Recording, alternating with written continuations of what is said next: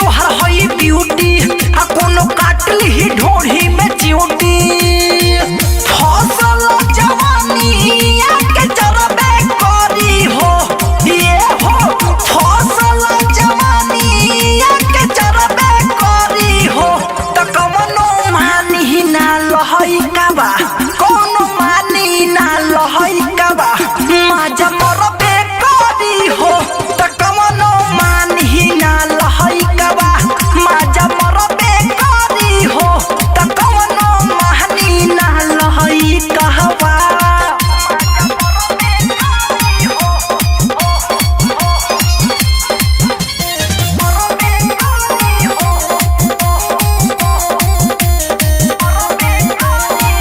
खुला होई बॉडी जब देखई बुरानी जान के बिगड़ल लइकवा कवनो चढ़ जाई फाल के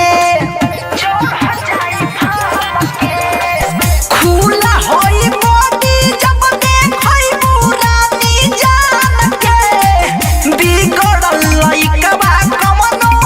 चढ़ जाई फाल के छोड़ी नाही रसवा नींबू के गरबे करी हो ये हो छोड़ी नाही रसवा नींबू के गरबे करी हो कि कवनो मानी ना लहई कबा कवनो मानी ना लहई कबा माजा मरबे करी हो कि कवनो मानी ना लहई कबा माजा मरबे करी हो कि कवनो मानी ना लहई कहवा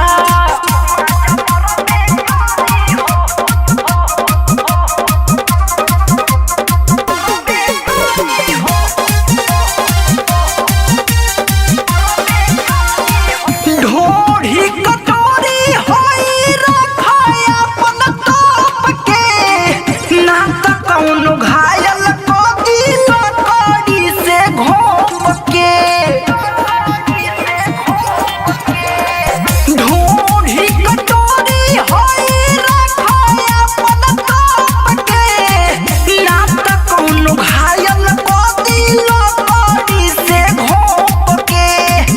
मोहे सैल देख के मुहवा फोड़बे करी हो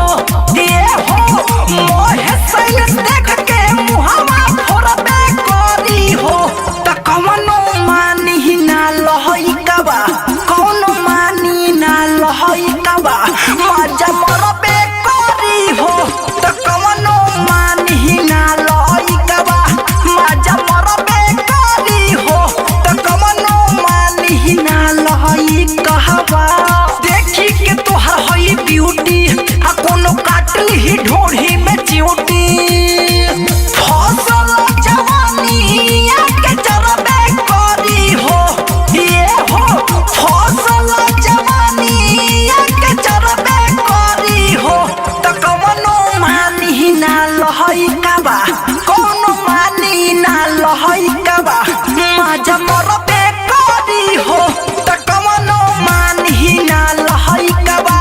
माजा मरबे करी हो त कवनो मानी ना लहई कहवा। आरसीएम म्यूजिक न्यू ऐप अभी डाउनलोड कीजिए हमारे गूगल प्ले स्टोर से और पाए भोजपुरी लोकगीतों का एक से बढ़कर एक ऑडियो वीडियो सॉन्ग बिल्कुल मुफ्त।